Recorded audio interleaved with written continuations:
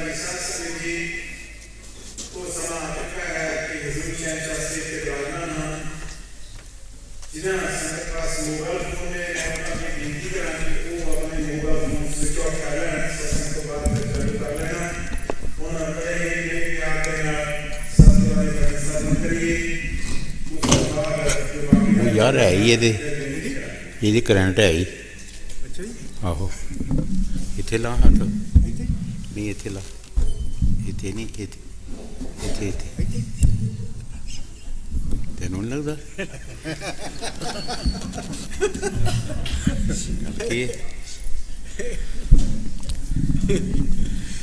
मैनू लगता है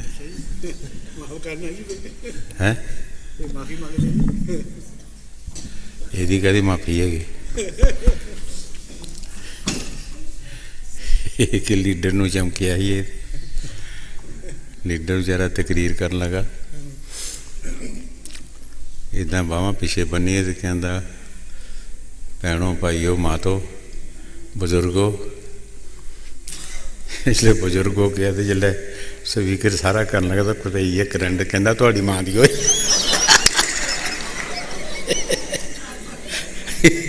सारे गाल कड्डी है करंट पई है कहता थोड़ी मां दी होई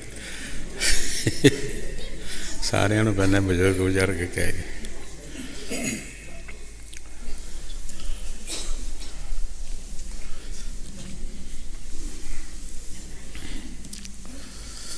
पढ़ो बाणी श्री गुरु ग्रंथ साहिब जी श्लोक महला चौथा। जो निंदा करे सतगुर पूरे की सो औखा जग में होया। जो निंदा करे सतगुर पूरे की सो औखा जग में होया। ये बाणी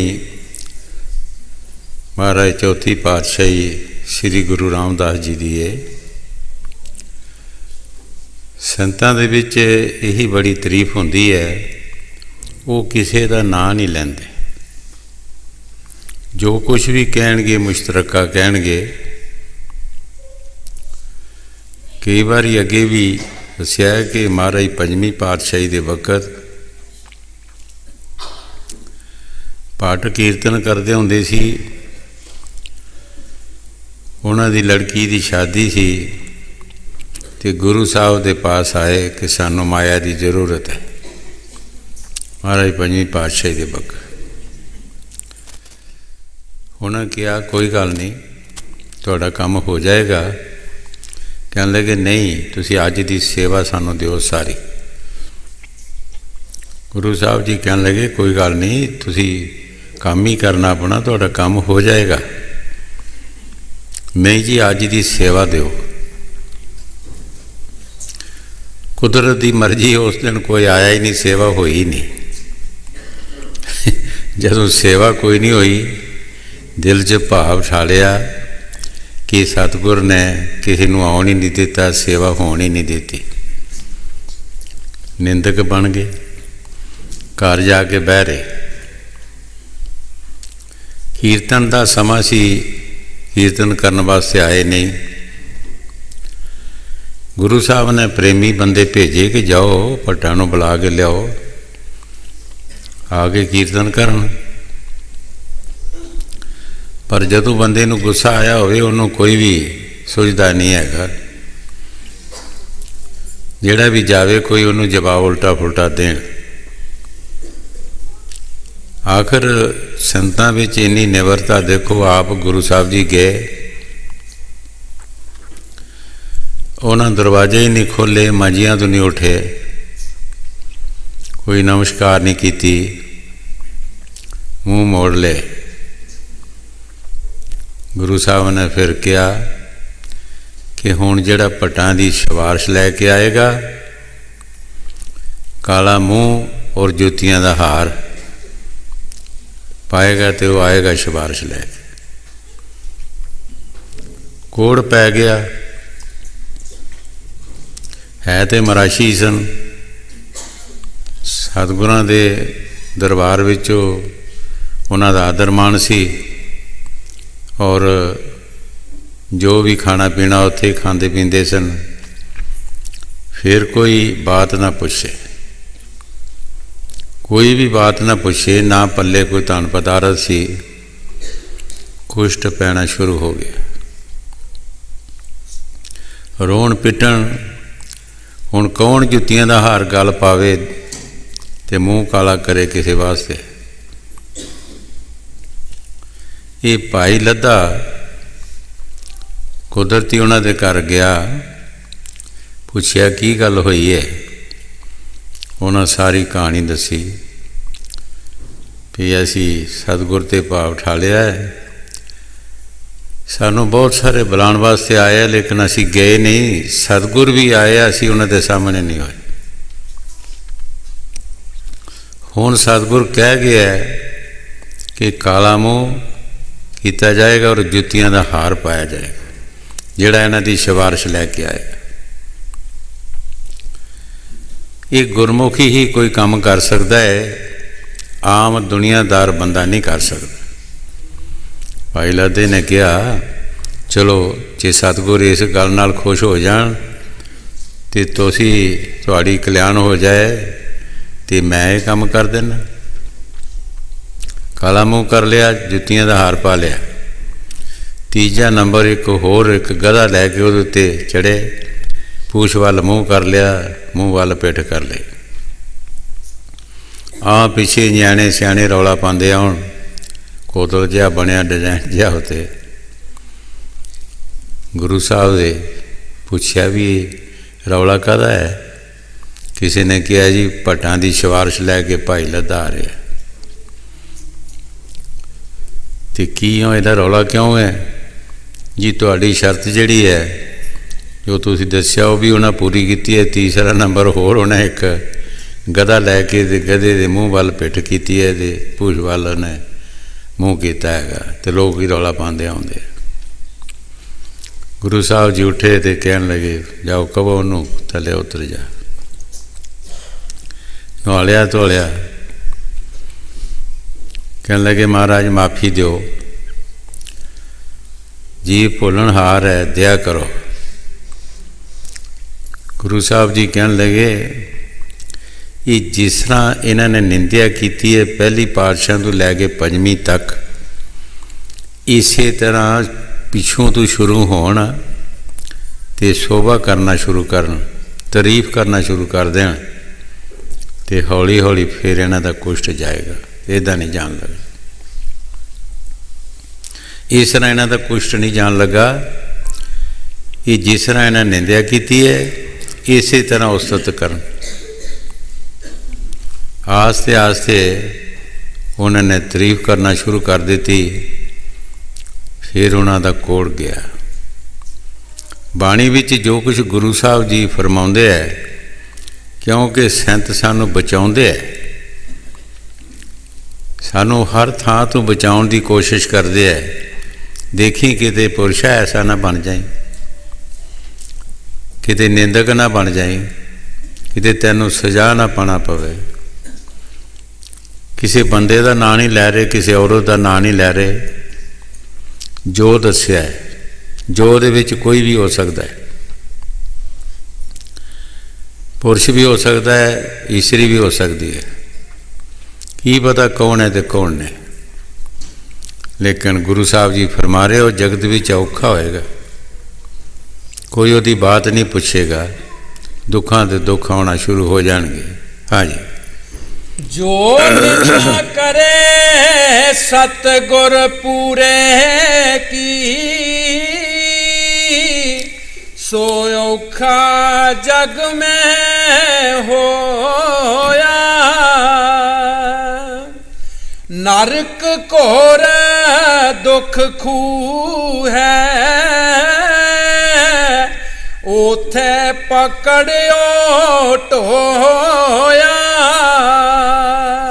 ਗੁਰੂ ਸਾਹਿਬ ਜੀ ਬੜੇ ਪਿਆਰ ਦੇ ਨਾਲ ਫਰਮਾ ਰਹੇ ਹੈ, ਨਰਕ ਕੋਰ ਖੂਹ ਵਰਗੇ ਰਤ ਪਾਕ ਨਾਲ ਭਰੇ, ਉੱਥੇ ਜਾ ਕੇ ਇਹੋ ਜਿਹੇ ਜੀਵ ਨੂੰ ਸੁੱਟਦੇ। ਉੱਥੇ ਫਿਰ ਔਖਾ ਹੁੰਦਾ ਹੈ, ਰੋਂਦਾ ਹੈ, ਪਿੱਟਦਾ ਹੈ, ਕੌਣ ਬਾਤ ਪੁੱਛੇਗਾ। ਜਿਨ੍ਹਾਂ ਪਿੱਛੇ ਕਰਦਾ ਹੈ ਉਹ ਸਾਰੇ ਇੱਥੇ ਰਹਿ ਜਾਂਦੇ ਹੈ, ਉਹ ਕੋਈ ਵੀ ਮਦਦਗਾਰ ਨਹੀਂ ਬਣਦਾ। ਉੱਥੇ ਕੌਣ ਮਦਦਗਾਰ ਬਣੇਗਾ। ਗੁਰੂ ਸਾਹਿਬ ਜੀ ਜੋ ਬਾਣੀ 'ਚ ਫਰਮਾ ਰਹੇ, ਠੀਕ ਫਰਮਾ ਰਹੇ ਹੈ, ਸਾਨੂੰ ਬੜੇ ਤਰੀਕੇ ਨਾਲ ਸਮਝਾ ਰਹੇ ਹੈ ਕਿ ਭਾਈ ਦੇਖੇ ਕਿਤੇ ਐਸਾ ਕਰਮ ਨਾ ਕਰਵੋ ਜਿਹੜਾ ਤੁਹਾਨੂੰ ਭੁਗਤਣਾ ਪਵੇ। ਹਾਂਜੀ। ਨਰਕ ਘੋਰ ਦੁੱਖ ਖੂਹ ਹੈ, ਉਥੇ ਪਕੜਿਓ ਢੋਇਆ, ਕੂਕ ਪੁਕਾਰ ਕੋ ਨਾ ਸੁਣੇ, ਉਹ ਔਖਾ ਹੋਏ ਹੋਏ ਰੋਇਆ। ਗੁਰੂ ਸਾਹਿਬ ਜੀ ਬੜੇ ਪਿਆਰ ਦੇ ਨਾਲ ਫਰਮਾ ਰਹੇ ਹੈ, ਕੋਈ ਉੱਥੇ ਕੂਕ ਫਰਿਆਦ ਨਹੀਂ ਸੁਣੇਗਾ। ਔਖਾ ਹੋਏਗਾ, ਰੋਏਗਾ, ਪਿੱਟੇਗਾ, ਕੌਣ ਫਰਿਆਦ ਸੁਣੇਗਾ। ਕੌਣ ਕਿਸੇ ਦਾ ਕਰਮ ਭੁਗਤਦਾ ਹੈ। ਇੱਥੇ ਆਪਣੇ ਆਪਣੇ ਨਹੀਂ ਮੁੱਕਦੇ, ਦੂਸਰੇ ਦਾ ਕੌਣ ਭੁਗਤੇਗਾ। ਕੌਣ ਕਿਸੇ ਦੇ ਥੱਲੇ ਜਾ ਕੇ ਉਹਦੇ ਕਰਮ ਦਾ ਹਾਮੀ ਬਣੇਗਾ। ਗੁਰੂ ਸਾਹਿਬ ਜੀ ਜੋ ਬਾਣੀ 'ਚ ਫਰਮਾ ਰਹੇ, ਠੀਕ ਫਰਮਾ ਰਹੇ। ਹਾਂਜੀ। ਕੂਕ ਪੁਕਾਰ ਕੋ ਨਾ ਸੁਣੇ, ਓਏ ਔਖਾ ਹੋਏ ਹੋਏ ਰੋਇਆ, ਉਹਨਾਂ ਹਲਤ ਪਲਤ ਸਭ ਗਵਾਇਆ, ਲਾਹਾ ਮੂਲ ਸਭ ਖੋਇਆ। ਗੁਰੂ ਸਾਹਿਬ ਜੀ ਉਹਨਾਂ ਪੁਰਸ਼ਾਂ ਦੇ ਬਾਰੇ ਸਮਝਾ ਰਹੇ ਹੈ, ਉਹਨਾਂ ਦਾ ਨਾ ਇੱਥੇ ਕੁਝ ਬਣਿਆ ਨਾ ਅੱਗੇ ਬਣਿਆ, ਦੋਵੇਂ ਜਗ੍ਹਾ ਮੁੱਕ ਗਈਆਂ। ਨਾ ਇੱਥੇ ਕੋਈ ਆਦਰ ਮਾਣ ਹੈ, ਨਾ ਦਰਗਾਹ ਵਿੱਚ ਹੈ। ਜੇ ਆਏ ਤੇ ਚਲਾ ਗਏ। 84 ਦੇ ਚੱਕਰ ਵਿੱਚੋਂ ਆਏ, ਮਨੁੱਖਾ ਜਨਮ ਮਿਲਿਆ, ਅਸੀਂ ਇੱਥੇ ਲਾਹ ਲੈਣਾ ਸੀ, ਅਸੀਂ ਮੂਲ ਵੀ ਗਵਾ ਕੇ ਚੱਲੇ ਹਾਂ। ਲਾਹ ਕੀ ਲੈਣਾ ਸੀ ਅਸੀਂ ਮਨੁੱਖਾ ਜਨਮ ਦਾ? ਫਾਇਦਾ ਇਹ ਲੈਣਾ ਸੀ ਕਿ ਭਜਨ ਸਿਮਰਨ ਕਰਕੇ, ਸਾਧ ਸੰਗਤ ਦੀ ਸੇਵਾ ਕਰਕੇ ਅਸੀਂ ਆਪਣੀ ਮੁਕਤੀ ਕਰਾਉਣੀ ਸੀ। 84 ਦੇ ਚੱਕਰ ਵਿੱਚੋਂ ਨਿਕਲਣਾ ਸੀ। ਲੇਕਿਨ ਇਹ ਲਾਹ ਲੈਂਦਾ ਲੈਂਦਾ ਮੂਲ ਵੀ ਗਵਾ ਗਿਆ। ਪੱਠੇ ਦੀ ਖੋਤੀ ਪੱਠੇ 'ਤੇ ਜਾ ਖਲੋਤੀ। ਹਜ਼ੂਰ ਕਈ ਵਾਰ ਇੱਕ ਕੈਦੀ ਦੀ ਸਾਖੀ ਸੁਣਾਉਂਦੇ ਹੁੰਦੇ ਸੀ। ਕੋਈ ਕੈਦੀ ਦੀ ਕੈਦ ਪੂਰੀ ਹੋਈ, ਜਦੋਂ ਉਸ ਨੂੰ ਛੁੱਟੀ ਮਿਲੀ, ਉਸ ਨੇ ਆਪਣੇ ਦਰੋਗੀ ਨੇ ਕਿਹਾ ਕਿ ਮੇਰਾ ਬੋਰੀ ਬਿਸਤਰਾ ਤੁਸੀਂ ਇਕੱਠਾ ਨਹੀਂ ਕਰਨਾ। ਉਹਨਾਂ ਪੁੱਛਿਆ ਕਿਉਂ, ਕੀ ਗੱਲ? ਕਹਿੰਦਾ ਕਿ ਮੈਂ ਫਿਰ ਇਹੋ ਹੀ ਕੰਮ ਕਰਨਾ, ਫਿਰ ਮੁੜ ਕੇ ਇੱਥੇ ਹੀ ਆਉਣਾ ਹੈਗਾ। ਸੋ ਸਾਡੀ ਹਾਲਤ ਹੈ, ਅਸੀਂ ਸਭ ਜੂਨਾਂ ਭੁਗਤ ਕੇ ਮਨੁੱਖਾ ਜਨਮ ਵਿੱਚ ਆਏ। ਬਹੁਤ ਸਾਰੇ ਅਸੀਂ ਦੁੱਖ ਪਾਏ ਹੈ। ਇਹ ਜਿਨ੍ਹਾਂ ਰਿਸ਼ੀਆਂ ਮੁਨੀਆਂ ਨੂੰ ਪਤਾ ਹੈ, ਉਹਨਾਂ ਬਾਣੀਆਂ 'ਚ ਲਿਖਿਆ ਹੈ। ਕਈ ਵਾਰ ਅੱਗੇ ਵੀ ਦੱਸਿਆ ਹੈ ਕਿ ਸ੍ਰੀ ਸੁਖਦੇਵ ਜੀ ਰਿਸ਼ੀ ਵੇਦ ਵਿਆਸ ਦੇ ਲੜਕੇ ਹੋਏ। ਉਹਨਾਂ ਨੂੰ ਆਪਣੇ 105 ਜਨਮ ਦੀ ਖਬਰ ਸੀ, ਜਿਹੜੇ 84 ਵਿੱਚ ਭੁਗਤੇ ਹੈ। ਉਹ ਵੀ ਕਿਸ ਤਰ੍ਹਾਂ ਹੋਈ?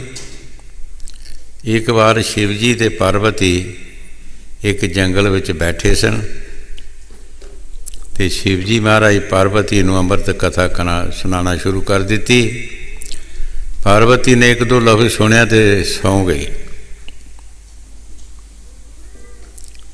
ਉਸ ਦਰਖਤ ਦੇ ਠੋੜ ਦੇ ਵਿੱਚ ਇੱਕ ਤੋਤਾ ਸੀ, ਉਹ ਹੰਗੂਰਾ ਭਰਦਾ ਰਿਹਾ। ਜਦੋਂ ਕਥਾ ਸਮਾਪਤ ਕੀਤੀ, ਦੇਖਿਆ ਤੇ ਪਾਰਵਤੀ ਸੁੱਤੀ ਸੀ। ਸੋਚਿਆ ਕਿ ਮੇਰੀ ਕਥਾ ਕਿਸ ਨੇ ਸੁਣੀ ਹੈ। ਜਦੋਂ ਦੇਖਿਆ ਉਹ ਤੋਤਾ ਨਜ਼ਰ ਆਇਆ।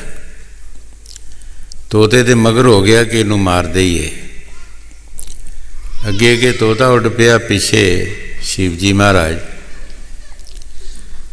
ਤੋਤੇ ਨੇ ਜਦੋਂ ਦੇਖਿਆ ਕਿ ਮੇਰਾ ਖਹਿੜਾ ਨਹੀਂ ਛੱਡਦਾ, ਉਸਨੇ ਵੇਦ ਵਿਆਸ ਰਿਸ਼ੀ ਦੀ ਔਰਤ ਜਿਹੜੀ ਸੀ ਉਹਦੇ ਗਰਭ ਵਿੱਚ ਸਮਾ ਗਿਆ। ਸ਼ਿਵ ਜੀ ਮਹਾਰਾਜ ਜੀ ਬਾਹਰ ਬੈਠੇ ਰਹੇ। 12 ਸਾਲ ਗੁਜ਼ਰ ਗਏ। ਨਾਰਦ ਮੁਨੀ ਆਇਆ, ਪੁੱਛਿਆ, ਬਾਬਾ ਜੀ ਤੁਸੀਂ ਇੱਥੇ ਕਿਉਂ ਬੈਠੇ ਹੋ? ਉਸਨੇ ਆਪਣੀ ਸਾਰੀ ਕਹਾਣੀ ਦੱਸੀ ਕਿ ਮੇਰੀ ਕਥਾ ਤੋਤੇ ਨੇ ਸੁਣ ਲਈ ਹੈ ਔਰ ਇਸ ਔਰਤ ਦੇ ਗਰਭ ਵੀ ਸਮਾਇਆ ਹੈ। ਕੋਈ ਵੀ ਪਦੈਸ਼ ਹੋਏਗੀ ਮੈਂ ਉਸ ਨੂੰ ਮਾਰ ਦੇਣਾ। ਨਾਰਦ ਮੁਨੀ ਨੇ ਕਿਹਾ, ਬਾਬਾ ਜੀ ਤੁਸੀਂ ਇੰਨੀ ਕੋਸ਼ਿਸ਼ ਕਰ ਰਹੇ ਹੋ, ਤੁਹਾਡੀ ਕਥਾ ਵਿੱਚ ਕੀ ਸ਼ਕਤੀ ਹੈ? ਕਹਿੰਦੇ ਜਿਹੜਾ ਮੇਰੀ ਕਥਾ ਸੁਣਦਾ ਅਮਰ ਹੋ ਜਾਂਦਾ ਹੈ। ਬਾਬਾ ਜੀ ਜੇ ਅਮਰ ਹੋ ਜਾਂਦਾ ਤੇ ਤੁਸੀਂ ਉਹਨੂੰ ਮਾਰ ਵੀ ਕਿੱਦਾਂ ਸਕਦੇ ਹੋ? ਤੁਹਾਨੂੰ ਇਹ ਨਹੀਂ ਸੋਚ ਆਈ ਜਿਹੜਾ ਇੱਕ ਅਮਰ ਹੋ ਗਿਆ ਤੁਸੀਂ ਕਿੱਦਾਂ ਮਾਰੋਗੇ ਉਹਨੂੰ? ਜਾਓ ਕਿਤੇ ਕੰਮ ਕਰੋ। 12 ਸਾਲ ਦੇ ਬਾਅਦ ਉਸ ਲੜਕੇ ਨੇ ਜਨਮ ਲਿਆ, ਜਿਸ ਦਾ ਨਾਂ ਸ੍ਰੀ ਸੁਖਦੇਵ ਜੀ ਰੱਖਿਆ ਗਿਆ। ਛੋਟੀ ਉਮਰ ਦੇ ਵਿੱਚ ਹੀ ਘਰੋਂ ਨਿਕਲ ਕੇ ਤੁਰ ਪਿਆ। ਪਿੱਛੇ ਪਿੱਛੇ ਰਿਸ਼ੀ ਵੇਦ ਵਿਆਸ ਵੀ। ਜਦੋਂ ਪਿੱਛੇ ਦੇਖਿਆ, ਪਿਤਾ ਜੀ ਤੁਸੀਂ ਮੇਰੇ ਪਿੱਛੇ ਕਿਉਂ ਆ ਰਹੇ ਹੋ?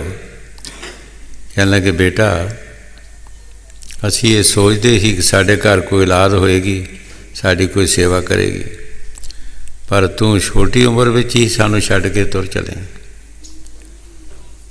ਸ੍ਰੀ ਸੁਖਦੇਵ ਜੀ ਨੇ ਕਿਹਾ, ਪਿਤਾ ਜੀ ਮੈਨੂੰ 105 ਜਨਮ ਦੀ ਖਬਰ ਹੋ ਚੁੱਕੀ ਹੈ। ਜਿਹੜੇ 84 ਦੇ ਵਿੱਚ ਮੈਂ ਦੁੱਖ ਭੁਗਤੇ ਹੈ, 5 ਜਨਮਾਂ ਦਾ ਤੁਹਾਨੂੰ ਮੈਂ ਹਵਾਲਾ ਦੱਸਦਾ ਹਾਂ, 100 ਦਾ ਤੁਸੀਂ ਅੰਦਾਜ਼ਾ ਲਾ ਲੈਣਾ। ਪਿਤਾ ਜੀ ਇੱਕ ਜਨਮ ਮੇਰਾ ਕੁੱਤੇ ਦਾ ਆ ਗਿਆ। ਮੈਂ ਕਿਸੇ ਮੈਦਾਨ ਵਿੱਚ ਸਹਿਬ ਸਭਾ ਲੇਟਿਆ ਸੀ, ਕਿਸੇ ਰਾਹੀ ਜਾਂਦੇ ਨੇ ਮੇਰੇ ਸਿਰ 'ਚ ਲਾਠੀ ਮਾਰ ਦਿੱਤੀ, ਮੇਰਾ ਸਿਰ ਪਟ ਗਿਆ, ਮੇਰੇ ਸਿਰ 'ਚ ਕੀੜੇ ਪੈ ਗਏ। ਪਿਤਾ ਜੀ ਜਿਸ ਘਰ ਮੈਂ ਜਾਵਾਂ ਉਹ ਅੱਗੇ ਹੀ ਲਾਠੀ ਲੈ ਕੇ ਤਿਆਰ ਹੋਵੇ। ਇੱਕ ਸਰੀਰ ਦਾ ਦੁੱਖ, ਇੱਕ ਪੇਟ ਦੀ ਭੁੱਖ। ਬਹੁਤ ਮੈਂ ਉਹ ਜਨਮ ਦੁੱਖਾਂ ਦਾ ਭੁਗਤਿਆ।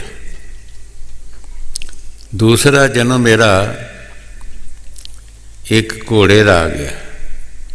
ਘੋੜਾ ਮਰਾਸ਼ੀਆਂ ਨੇ ਖਰੀਦ ਲਿਆ ਅਤੇ ਮਰਾਸ਼ੀ ਮੀਰਜ਼ਾਦੇ ਹੁੰਦੇ ਆ, ਪੱਠੇ ਪੁੱਠੇ ਕਿਸੇ ਪਾਣੇ ਨਹੀਂ, ਮੈਂ ਉਹਨੂੰ ਲਗਾਮ ਚਾੜਨੀ ਤੇ ਦਬਾੜਦਿਆਂ ਰਹਿਣਾ। ਉਹ ਵੀ ਜਨਮ ਮੇਰਾ ਬਹੁਤ ਔਖਾ ਭੁਗਤਿਆ। ਤੀਸਰਾ ਜਨਮ ਇੱਕ ਮੈਂ ਗਧੇ ਦਾ ਆ ਗਿਆ। ਉਹ ਗਧਾ ਜਿਹੜਾ ਸੀ ਧੋਬੀਏ ਨੇ ਖਰੀਦ ਲਿਆ ਅਤੇ ਧੋਬੀ ਕੱਪੜਿਆਂ ਦੀ ਪੰਡ ਪਾਵੇ ਅਤੇ ਘਾਟ 'ਤੇ ਚਲਾ ਜਾਏ, ਘਾਟੋਂ ਘਰ ਆ ਜਾਏ। ਛੋਟਾ ਜਿਹਾ ਇੱਕ ਨਾਲਾ ਵਗਦਾ ਸੀ ਰਸਤੇ ਵਿੱਚ, ਬੱਦਲ ਆਉਣ ਕਾਰਨ ਉਹਦੇ ਵਿੱਚ ਜੇਲਣ ਆ ਗਈ। ਪਿਤਾ ਜੀ ਮੈਂ ਖੁੱਭ ਗਿਆ ਉਹਦੇ ਵਿੱਚ।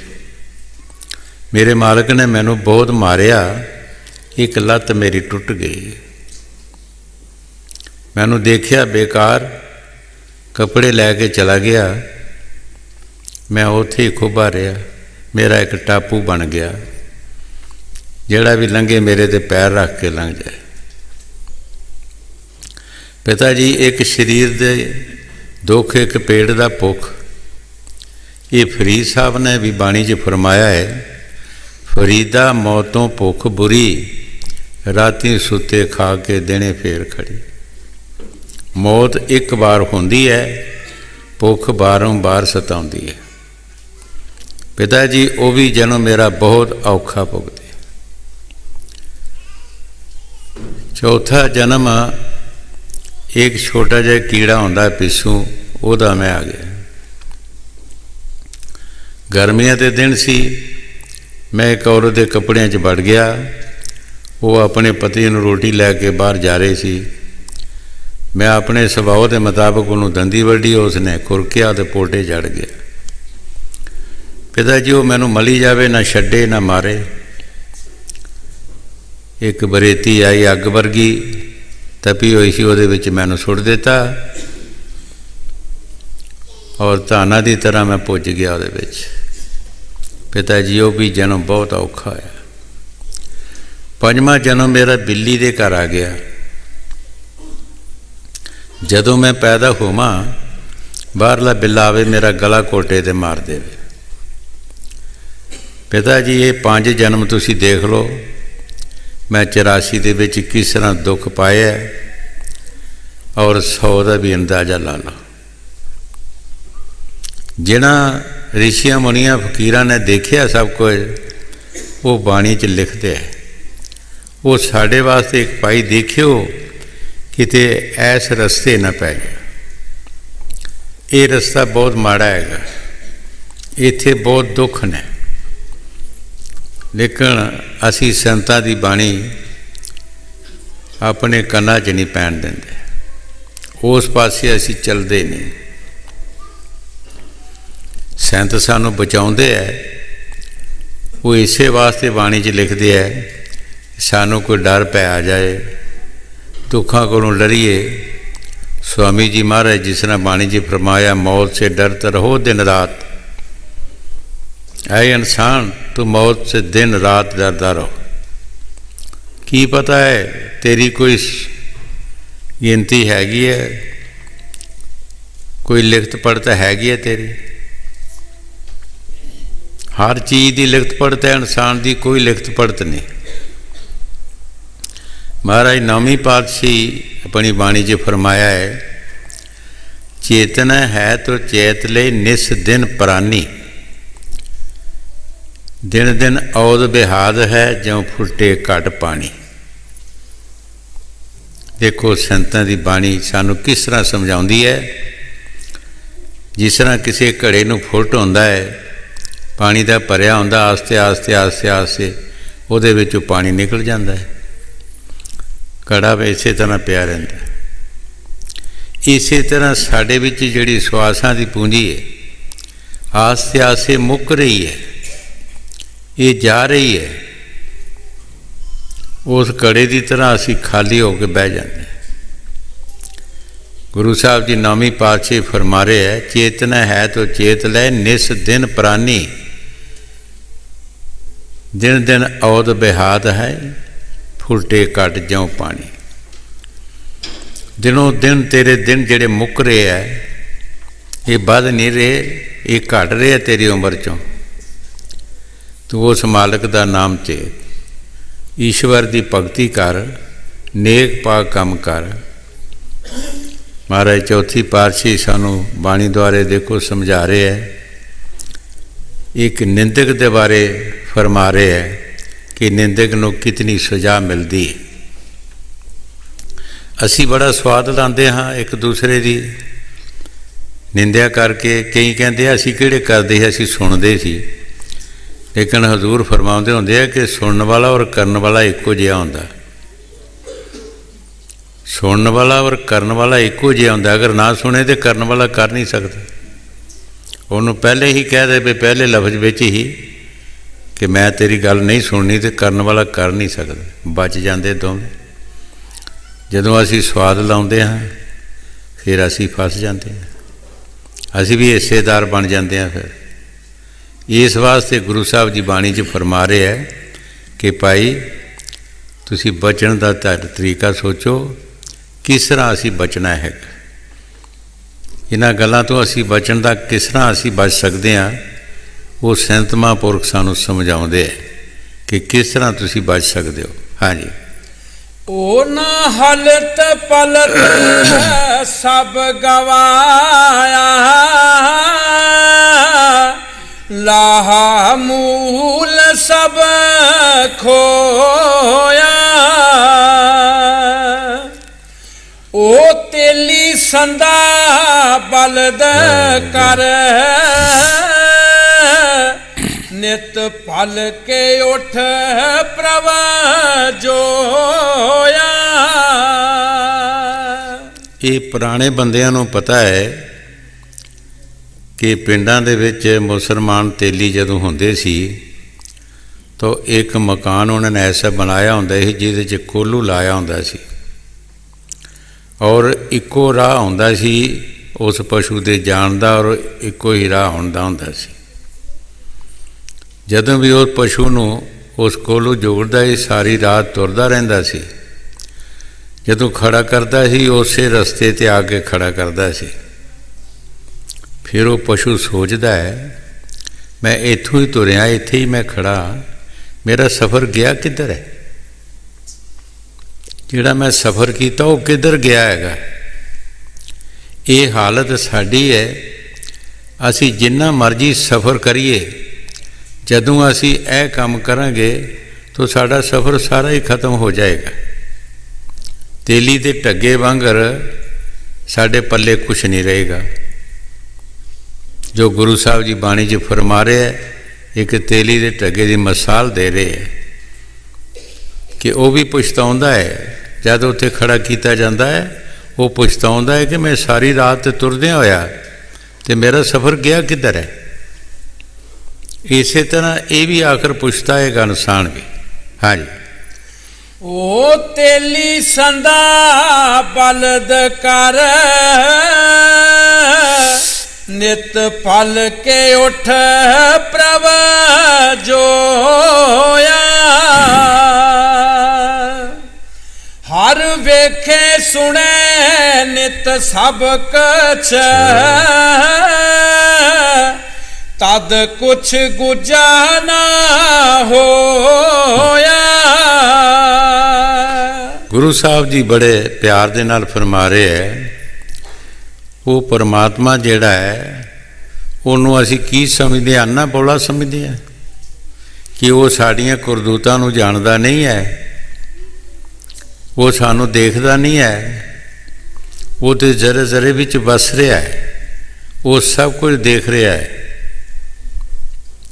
ਅਸੀਂ ਜੋ ਕੁਝ ਚੋਰੀ ਕਰਦੇ ਹਾਂ, ਕਿਹਦੇ ਕੋਲੋਂ ਅਸੀਂ ਚੋਰੀ ਕਰਦੇ ਹਾਂ? ਬਾਣੀ 'ਚ ਗੁਰੂ ਸਾਹਿਬ ਜੀ ਫਰਮਾ ਰਹੇ ਹਰ ਦੇਖ ਰਿਹਾ ਸਭ ਕੁਝ ਜੋ ਵੀ ਤੂੰ ਕਰ ਰਿਹਾ। ਕਿਆ ਉਹਦੇ ਕੋਲੋਂ ਕਿਹੜੀ ਗੁੱਝੀ ਚੀਜ਼ ਹੈ, ਕਿਹੜੀ ਲੁਕਾ ਕੇ ਅਸੀਂ ਕਰ ਸਕਦੇ ਹਾਂ? ਉਹਨੂੰ ਕਿਸੇ ਗਵਾਹ ਦੀ ਜ਼ਰੂਰਤ ਨਹੀਂ। ਉਹਨੇ ਸਾਡੇ ਕਰਮ ਦੇਖ ਕੇ ਉਹਨਾਂ ਸਾਡੇ ਖਿਲਾਫ ਡਾਇਰੈਕਟ ਫੈਸਲਾ ਕਰਨਾ। ਉਹਨੂੰ ਕਿਸੇ ਗਵਾਹ ਦੀ ਜ਼ਰੂਰਤ ਨਹੀਂ। ਬਾਣੀ 'ਚ ਗੁਰੂ ਸਾਹਿਬ ਜੀ ਫਰਮਾਉਂਦੇ ਆ ਖੁਸ਼ ਖੁਸ਼ ਲਹਿੰਦਾ ਬਸਤ ਪਰਾਈ, ਦੇਖੇ ਸੁਣੇ ਤੇਰੇ ਨਾਲ ਖੁਦਾਈ। ਅਸੀਂ ਬਾਣੀ ਰੋਜ਼ ਸੁਣਦੇ ਹਾਂ, ਰੋਜ਼ ਪੜ੍ਹਦੇ ਹਾਂ, ਲੇਕਿਨ ਸਾਨੂੰ ਅਸਰ ਨਹੀਂ ਹੁੰਦਾ। ਗੁਰੂ ਸਾਹਿਬ ਜੀ ਫਰਮਾਉਂਦੇ ਆ ਤੂੰ ਪਰਾਈਆਂ ਚੀਜ਼ਾਂ ਨੂੰ ਖੁਸਦਾ ਹੈ, ਪਰਾਈਆਂ ਚੀਜ਼ਾਂ 'ਤੇ ਹਮਲੇ ਕਰਦਾ ਹੈ, ਆਪਣੀਆਂ ਬਣਾਉਂਦਾ ਹੈ। ਉਹ ਖੁਦਾ ਪਰਮਾਤਮਾ ਜਿਹੜਾ ਹੈ ਉਹ ਤੈਨੂੰ ਦੇਖ ਰਿਹਾ ਹੈ। ਉਹਨੂੰ ਕਿਸੇ ਗਵਾਹ ਦੀ ਜ਼ਰੂਰਤ ਨਹੀਂ ਹੈ।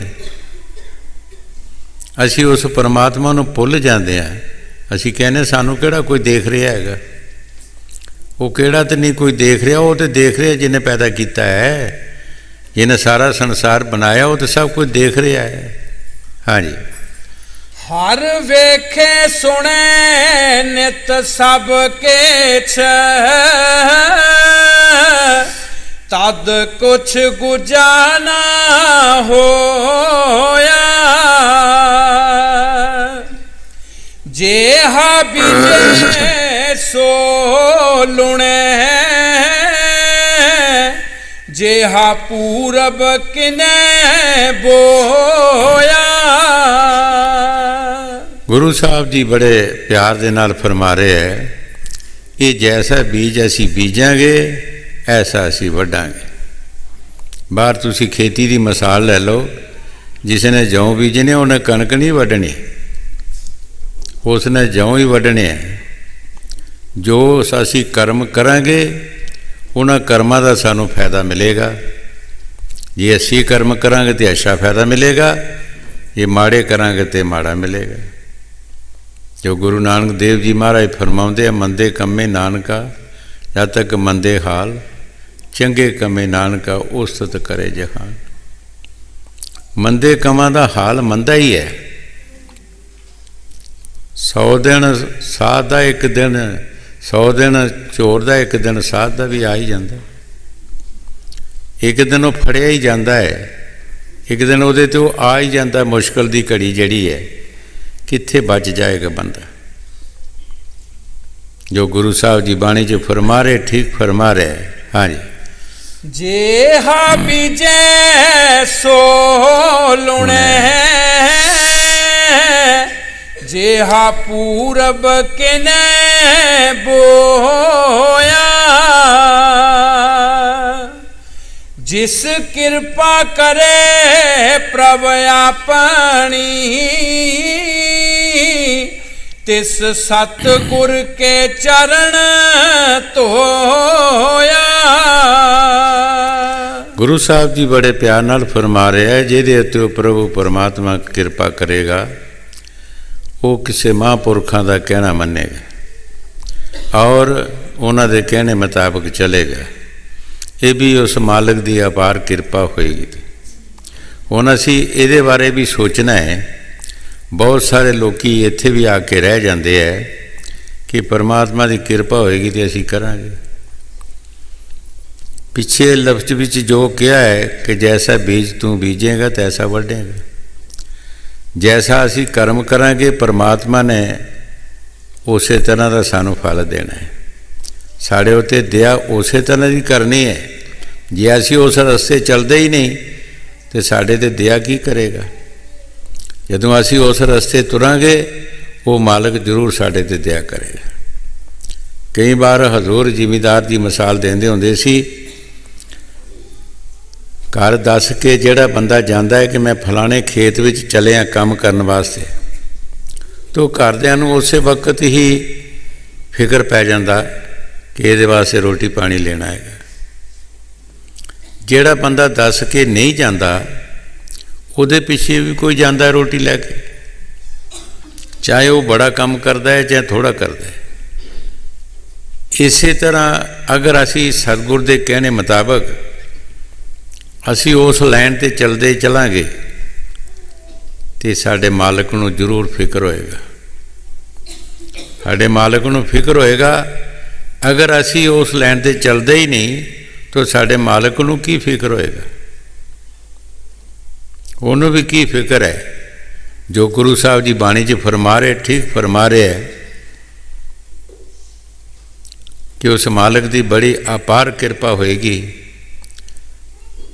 ਤੇ ਉਹ ਕਿਸੇ ਮਹਾਂਪੁਰਖਾਂ ਦਾ ਕਹਿਣਾ ਮੰਨੇਗਾ ਔਰ ਉਸ ਲਾਈਨ 'ਤੇ ਚੱਲਣ ਦੀ ਕੋਸ਼ਿਸ਼ ਕਰੇਗਾ।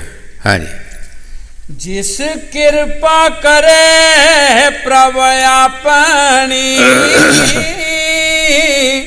तिस सतगुर के चरण धोया। गुर सतगुर पिछे तर गया, ज्यों लोहा काठ संगोया। ਗੁਰੂ ਸਾਹਿਬ ਜੀ ਬਾਹਰ ਦੀਆਂ ਮਿਸਾਲਾਂ ਦੇ ਕੇ ਸਾਨੂੰ ਸਮਝਾ ਰਹੇ ਹੈ ਕਿ ਅਸੀਂ ਇਕੱਲੇ ਨਹੀਂ ਤਰ ਸਕਦੇ, ਇਕੱਲੇ ਅਸੀਂ ਕੁਝ ਵੀ ਨਹੀਂ ਕਰ ਸਕਦੇ। ਤੁਸੀਂ ਲੋਹੇ ਨੂੰ ਇੱਕ ਤੋਲੇ ਨੂੰ ਪਾਣੀ ਵਿੱਚ ਸੁੱਟ ਦਿਓ, ਉਹ ਤਰ ਨਹੀਂ ਸਕਦਾ। ਪਰ ਜਾਓ ਤੁਸੀਂ ਜਹਾਜ਼ਾਂ ਨੂੰ ਦੇਖੋ, ਹਜ਼ਾਰਾਂ ਮਣੇ ਦੇ ਲੋਹ ਲੱਗੇ ਹੁੰਦੇ ਹੈ, ਨਾਲ ਲੱਕੜ ਲੱਗੀ ਹੁੰਦੀ ਹੈ, ਲੋਹਾ ਵੀ ਤਰ ਜਾਂਦਾ ਹੈ। ਉਹਦੇ ਨਾਲ ਲੱਗ ਕੇ ਲੋਹਾ ਵੀ ਤਰ ਜਾਂਦਾ ਹੈ। ਇਸੇ ਤਰ੍ਹਾਂ ਅਸੀਂ ਵੀ ਸਤਿਗੁਰ ਦੇ ਚਰਨਾਂ ਵਿੱਚ ਜਾ ਕੇ ਔਰ ਉਹਨਾਂ ਦਾ ਕਹਿਣਾ ਮੰਨ ਕੇ ਭਜਨ ਸਿਮਰਨ ਕਰਾਂਗੇ। ਉਹਨਾਂ ਦੀ ਸਪੋਰਟ ਨਾਲ ਅਸੀਂ ਵੀ ਤਰ ਸਕਦੇ ਹਾਂ, ਉਹਨਾਂ ਦੀ ਮਦਦ ਨਾਲ ਅਸੀਂ ਤਰ ਸਕਦੇ ਹਾਂ। ਜੇ ਅਸੀਂ ਕਹੀਏ ਇਕੱਲੇ ਤਰ ਸਕਦੇ ਹਾਂ ਤਾਂ ਇਕੱਲੇ ਅਸੀਂ ਕੁਝ ਨਹੀਂ ਕਰ ਸਕਦੇ। ਸਾਨੂੰ ਪਤਾ ਹੀ ਨਹੀਂ ਅਸੀਂ ਕੀ ਕਰਨਾ ਹੈਗਾ, ਕਿਸ ਕੰਮ ਨਾਲ ਸਾਡੀ ਕਲਿਆਣ ਹੋਣੀ ਹੈ, ਕਿਹੜਾ ਕੰਮ ਅਸੀਂ ਕਰੀਏ ਇਹ ਸਾਨੂੰ ਸਮਝ ਹੀ ਨਹੀਂ। ਇਹ ਸਾਨੂੰ ਸੈਂਤ ਦੱਸਦੇ ਆ ਵੀ ਭਾਈ ਇਸ ਰਾਹ ਚਲੋ, ਆਹ ਕੰਮ ਕਰੋ। ਉਹ ਸਾਨੂੰ ਤਰੀਕੇ ਦੱਸਦੇ ਆ। ਮਹਾਰਾਜ ਤੀਸਰੀ ਪਾਤਸ਼ਾਹੀ ਪਹਿਲੀ ਅਵਸਥਾ ਦੇ ਵਿੱਚ ਉਹਨਾਂ ਦੁਨੀਆ ਦੇ ਸਾਰੇ ਕੰਮ ਕੀਤੇ। 22 ਵਾਰ ਤੀਰਥ ਯਾਤਰਾ ਕੀਤੀ, ਜਗਮੋਸ਼ੇ ਵੀ ਕੀਤੇ, ਹੋਰ ਵੀ ਕਰਮ ਕਰਦੇ ਰਹੇ, ਲੇਕਿਨ ਕੋਈ ਸਮਝ ਨਹੀਂ ਆਈ, ਕੁਛ ਨਹੀਂ ਬਣਿਆ। ਜਦ ਮੁਰਸ਼ਿਦ ਦੇ ਪਾਸ ਆਏ, ਫਿਰ ਮੁਰਸ਼ਿਦ ਨੇ ਦੱਸਿਆ ਵੀ ਆਹ ਕੰਮ ਕਰ। ਅੱਗੇ ਤੂੰ ਤੀਰਥਾਂ ਦਾ ਇਸ਼ਨਾਨ ਕਰਦਾ ਸੀ, ਹੁਣ ਤੀਰਥਾਂ ਤੋਂ ਪਾਣੀ ਲਿਆ ਕੇ ਸਾਨੂੰ ਇਸ਼ਨਾਨ ਕਰਾਇਆ ਕਰ। ਕਈ ਵਾਰ ਅੱਗੇ ਵੀ ਦੱਸਿਆ ਹੈ ਕਿ ਸੰਤ ਮਤਾ ਜਿਹੜਾ ਹੈ ਇਹਦਾ ਉਲਟਾ ਹੀ ਪੇਚ ਹੈ। ਜੇ ਸਮਝ ਆ ਜਾਏ ਤਾਂ ਬਹੁਤ ਜਲਦੀ ਤੋਂ ਜਲਦੀ ਇਹ ਕਾਮਯਾਬ ਹੋ ਸਕਦਾ ਹੈ, ਅਤੇ ਜੇ ਨਾ ਸਮਝ ਆਵੇ ਤਾਂ ਫਿਰ ਸਾਰੀ ਉਮਰ ਭਾਵੇਂ ਲੱਗਾ ਰਹੇ। ਕੋਈ ਵੀ ਪੇਜ ਹੈ ਜੇ ਸਿੱਧਾ ਦੰਦਾ ਪੈ ਜਾਏ ਤਾਂ ਜਲਦੀ ਫਿੱਟ ਹੋ ਜਾਂਦਾ ਹੈ, ਜੇ ਨਾ ਤਾਂ ਭਾਵੇਂ ਸਾਰੀ ਦਿਨ ਲੱਗਾ ਰਹੇ।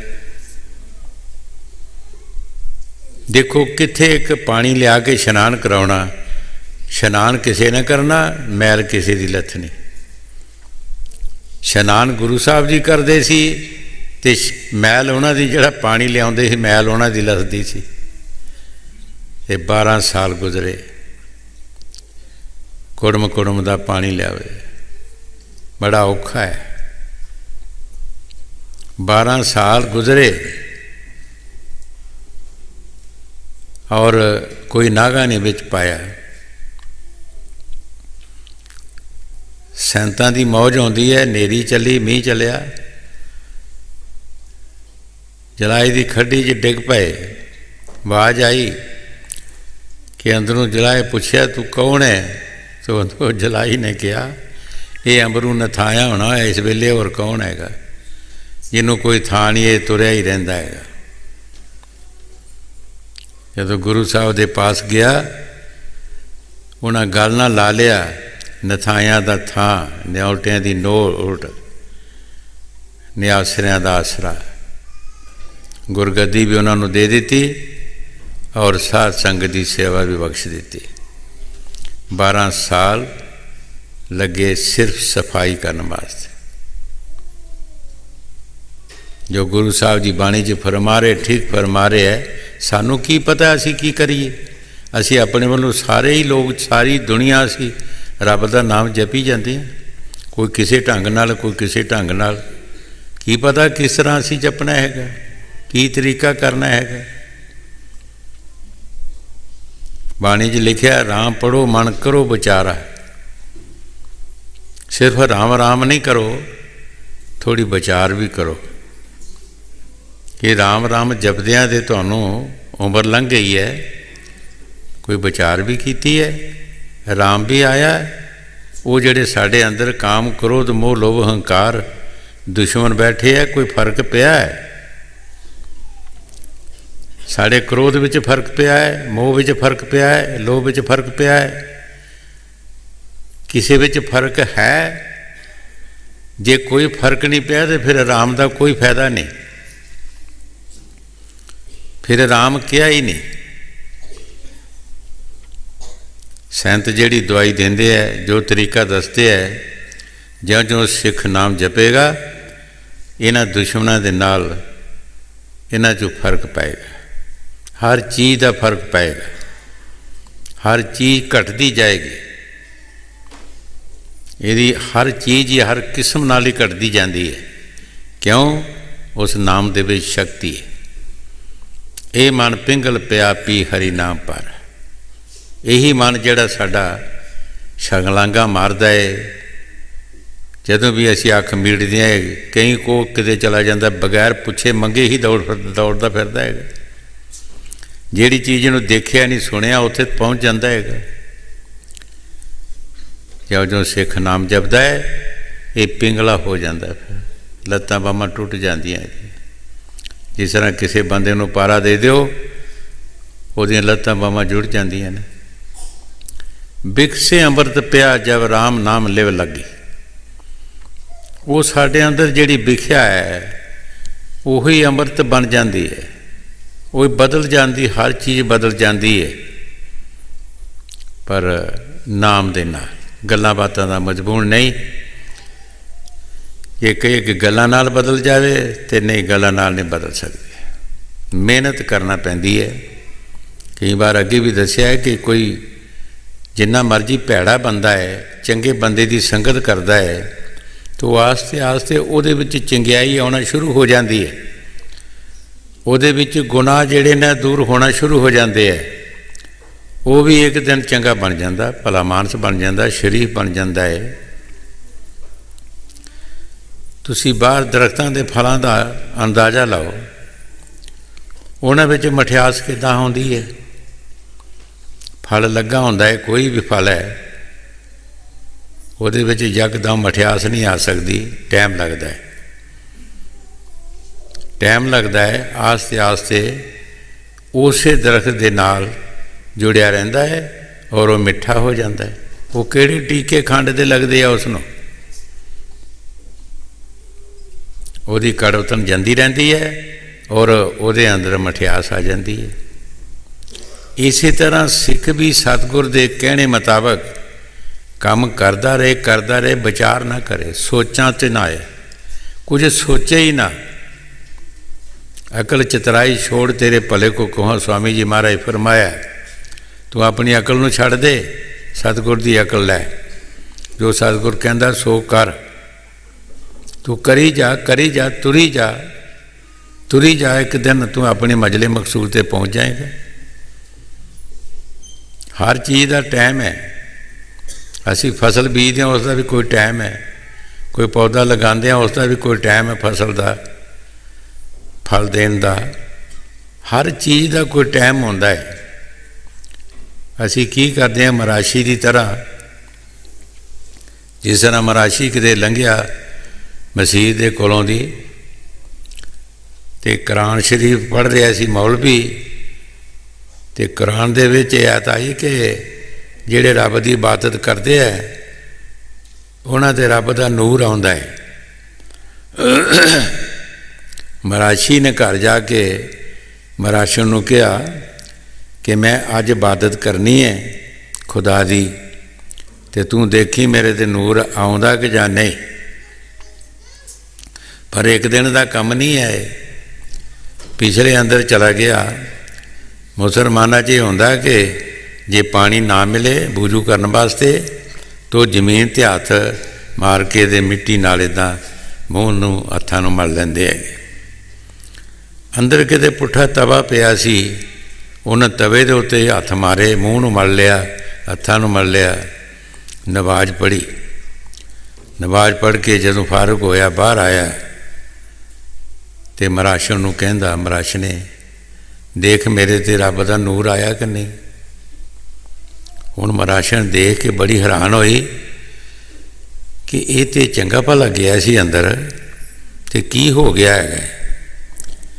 कहन लगी, मराशिया जे रब दा नूर है सफ़ेद जां लाल ते फिर ते नहीं आया, ते जे है काला ते फिर घटा बन के आ गया, फिर फर्क भी कोई नहीं रहा। साड़ी बंदगी वो है कि असी कहने जल्दी तो जल्दी साढ़े जो नूर आ जाए।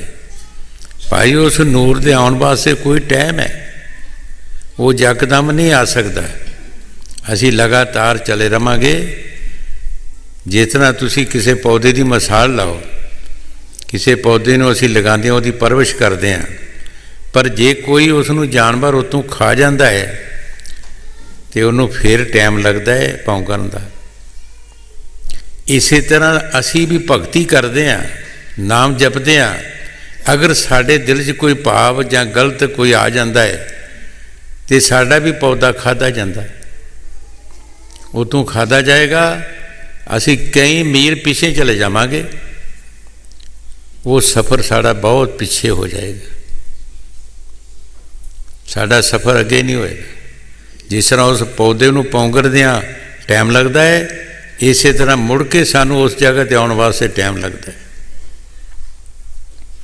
इस वास्ते संत सानू जिहड़े नुकते दसदे आ, ये संत महापुरख जिन्हां नाम जपिया उही सानू दस सकदे आ, और नहीं कोई दस सकता, और किसी को पता ही नहीं। ये पौधे के उत्तों सिर ਸਿਰੇ ਤੋਂ ਖਾ ਜਾਵੇ, ਕੋਈ ਬੱਕਰੀ ਖਾ ਜਾਂਦੀ ਹੈ, ਕੋਈ ਪਸ਼ੂ ਖਾ ਜਾਂਦਾ ਹੈ, ਤੇ ਤੁਸੀਂ ਜਾਣਦੇ ਹੀ ਹੋ ਕਿ ਉਸ ਪੌਦੇ ਨੂੰ ਮੁੜ ਕੇ ਪੌਂਗਣ ਵਾਸਤੇ ਕਿੰਨਾ ਟਾਈਮ ਲੱਗਦਾ ਹੈ। ਤੇ ਕਬੀਰ ਸਾਹਿਬ ਜੀ ਮਹਾਰਾਜ ਫਰਮਾਉਂਦੇ ਹੈ, ਸਤ ਗਿਆ ਤੋ ਕਿਆ ਰਿਹਾ, ਸੀਲ ਗਿਆ ਸਭ ਝਾੜ, ਭਗਤੀ ਖੇਤ ਕੈਸੇ ਬਚੇ ਜਬ ਟूट ਗਈ ਹੈ ਬਾੜ। ਇਸ ਦਾ ਕਿਹੜਾ ਉਹ ਪੌਦਾ ਖਾਧਾ ਜਾਣਾ ਹੈ, ਉਹ ਸਤ ਜਿਹੜਾ ਜਦੋਂ ਸਤ ਗਿਆ ਤੇ ਕੁਛ ਵੀ ਨਹੀਂ ਇਹਦੇ ਪੱਲੇ ਰਿਹਾ। ਫਿਰ ਉਹ ਭਗਤੀ ਖੇਤ ਜਿਹੜਾ ਉਹ ਚੋਰ ਖਾ ਗਏ, ਕਾਮ ਕ੍ਰੋਧ ਮੋਹ ਲੋਭ ਹੰਕਾਰ ਜਿਹੜੇ। ਇਸ ਵਾਸਤੇ ਸੰਤ ਸਾਨੂੰ ਸਮਝਾਉਂਦੇ ਹੈ, ਬੜੇ ਤਰੀਕੇ ਨਾਲ ਸਾਨੂੰ ਸਮਝਾਉਂਦੇ ਹੈ ਕਿ ਭਾਈ ਜਿਹੜਾ ਧਿਆਨ ਰੱਖੋ ਆਪਣੇ ਆਪ 'ਤੇ। ਚਾਰ ਚਬੱਖੇ ਚੋਰ ਬੈਠੇ ਹੈ। ਇੱਕ ਫਕੀਰ ਨੇ ਬੜੀ ਸੋਹਣੀ ਗਜ਼ਲ ਕਹੀ ਹੈ, ਇੱਥੋਂ ਉੱਡ ਜਾ ਭੋਲਿਆ ਪੈਂਛੀਆ, ਲੈ ਤੂੰ ਆਪਣੀ ਜਾਨ ਬਚਾ, ਇੱਥੇ ਡਾਕੇ ਪੈਣ ਦੁਪਹਿਰ ਨੂੰ ਤੇਰਾ ਦੇਣਗੇ ਆਲੜਾ ਢਾ, ਇੱਥੇ ਘਰ ਘਰ ਫਾਈਆਂ ਗੱਡੀਆਂ ਤੈਨੂੰ ਦੇਣਗੇ ਫਾਇਲਾ। ਇੱਥੋਂ ਉੱਡ ਜਾ ਭੋਲਿਆ ਪੈਂਛੀਆ, ਲੈ ਤੂੰ ਆਪਣੀ ਜਾਨ ਬਚਾ। ਭੋਲਾ ਪੈਂਛੀ ਕਿਹੜਾ ਹੈ? ਸਾਡੇ ਆਤਮਾ ਜਿਹੜੀ ਹੈ, ਰੂਹ ਸਾਡੇ ਵਿੱਚ। ਦੁਪਹਿਰ ਕਿਹੜੀ ਹੈ? ਇਹਦੀ ਜੋਬਨ ਬਸਤਾ। ਡਾਕੇ ਕੌਣ ਮਾਰਦੇ ਆ? ਕਾਮ ਕ੍ਰੋਧ ਮੋਹ ਲੋਭ ਹੰਕਾਰ। ਇਹਦੇ ਸਰੀਰ ਆਲੜੇ ਨੂੰ ਤੁੰਬ ਦਿੰਦੇ ਹੈ। ਜਿੱਦਾਂ ਕਿਸੇ ਦੇ ਜਾਨਵਰ ਦੇ ਆਲੜੇ ਨੂੰ ਕੋਈ ਤੁੰਬ ਦਿੰਦਾ ਹੈ, ਖਰਾਬ ਕਰ ਦਿੰਦਾ ਹੈ, ਇਸੇ ਤਰ੍ਹਾਂ ਇਹਦਾ ਸਰੀਰ ਆਲੜਾ ਜਿਹੜਾ ਤੁੰਬਿਆ ਜਾਂਦਾ। ਔਰ ਕਿਸੇ ਪਾਸੇ ਵੀ ਇਹ ਮੂੰਹ ਕਰੇਗਾ ਉਧਰ ਹੀ ਇਹਦੇ ਵਾਸਤੇ ਫਾਈ ਲੱਗੀ ਹੋਵੇਗੀ। ਕੋਈ ਵੀ ਸਾਨੂੰ ਸੱਜਣ ਨਹੀਂ ਐਸਾ ਮਿਲਦਾ ਜਿਹੜਾ ਸਾਨੂੰ ਨਾਮ ਜਪਣ ਦੀ ਮਦਦ ਦੇਗਾ, ਕੋਈ ਸਾਨੂੰ ਪ੍ਰੇਰਨਾ ਦੇਗਾ, ਕੋਈ ਸਾਡੇ ਨਾਲ ਸੰਯੋਗ ਦੇ ਕਰੇਗਾ, ਕੋਈ ਵੀ ਤੂੰ ਨਾਮ ਜਪ, ਸਾਨੂੰ ਕੋਈ ਮਦਦ ਦੇਗਾ? ਬਿਲਕੁਲ ਕੋਈ ਨਹੀਂ। ਨਾ ਕੋਈ ਭੈਣ, ਨਾ ਭਰਾ, ਨਾ ਸੱਜਣ, ਨਾ ਮਿੱਤਰ, ਕੋਈ ਵੀ ਨਹੀਂ ਮਦਦ ਦੇ ਸਕਦਾ। ਗੁਰੂ ਨਾਨਕ ਦੇਵ ਜੀ ਕਿੱਡੀ ਵੱਡੀ ਹਸਤੀ ਹੋਈ ਹੈ, ਲੇਕਿਨ ਮਹਿਤੇ ਕਾਲੂ ਨੇ ਸਮਝਿਆ ਹੀ ਨਹੀਂ। ਲਾਲੂ ਉਹਨਾਂ ਦਾ ਚਾਚਾ, ਉਹਨਾਂ ਵੀ ਸਮਝਿਆ ਨਹੀਂ। ਸਿਰਫ ਇੱਕ ਬੇਬੇ ਨਾਨਕੀ ਨੇ ਉਹਨਾਂ ਨੂੰ ਸਮਝਿਆ ਸੀ। ਸੰਤ ਬਾਕੀ ਨਹੀਂ ਕਿਸੇ ਸਮਝਿਆ। ਬਾਕੀ ਗੁਰੂ ਸਾਹਿਬ ਜੀ ਨੇ ਫਰਮਾਇਆ ਬਾਣੀ ਦੇ ਵਿੱਚ ਕਿ ਚਾਰ ਨਾਤੇ ਜਿਹੜੇ ਸਾਧੂ ਦੇ ਰਹਿ ਜਾਂਦੇ ਹੈ। ਦਾਦਕੀਏ, ਨਾਨਕੀਏ, ਸਹੁਰੀਏ, ਲੰਗੋਟੀਏ ਯਾਰ। ਘਰ ਵਾਲੇ ਕਹਿੰਦੇ ਸਾਡਾ ਮੁੰਡਾ ਹੈ, ਨਾਨਕੀਏ ਕਹਿੰਦੇ ਦੋਤਰਾ ਹੈ, ਜਿਹੜੇ ਦੋਸਤ ਹੁੰਦੇ ਛੋਟੀ ਉਮਰ ਦੇ ਦੋਸਤ ਕਹਿੰਦੇ ਹੈ।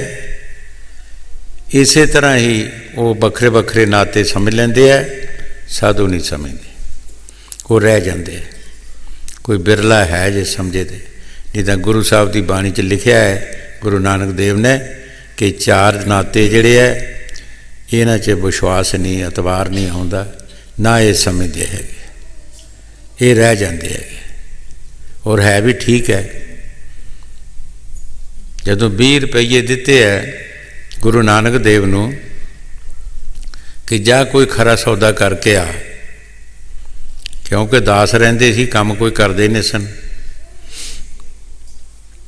ਬਾਹਰ ਦੇਖਿਆ ਸਾਧੂ ਬੈਠੇ ਸੀ, ਕਮਾਈ ਵਾਲੇ ਸਾਧੂ ਸਨ। ਸੋਚਿਆ ਦਿਲ ਦੇ ਵਿੱਚ ਕਿ ਜੇ ਇਹਨਾਂ ਨੂੰ ਅੰਨ ਪਾਣੀ ਲਿਆ ਕੇ ਖਵਾ ਦਈਏ, ਇਹਦੇ ਨਾਲੋਂ ਹੋਰ ਖਰਾ ਸੌਦਾ ਕਿਹੜਾ ਹੈ। ਬਾਜ਼ਾਰੋਂ ਲੈ ਕੇ ਅੰਨ ਪਾਣੀ ਉਹਨਾਂ ਨੂੰ ਖਵਾ ਦਿੱਤਾ, ਆਪ ਘਰ ਆ ਗਏ। ਮੈਂ ਤੇ ਕਾਲੂ ਨੇ ਚਪੇੜਾਂ ਮਾਰੀਆਂ, ਜੋ ਕੁਝ ਕਹਿਣਾ ਸੀ ਕਿਹਾ ਕਿ ਤੂੰ ਰੁਪਈਏ ਹੀ ਬਰਬਾਦ ਕਰ ਆਇਆ। ਲੇਕਿਨ ਉਹਨਾਂ ਜੋ ਖਰਾ ਸੌਦਾ ਕਰਨਾ ਸੀ ਕੀਤਾ।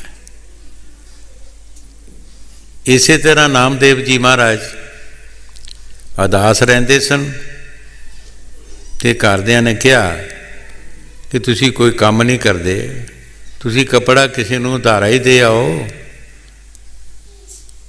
ਕਹਿਣ ਲੱਗੇ ਚਲੋ।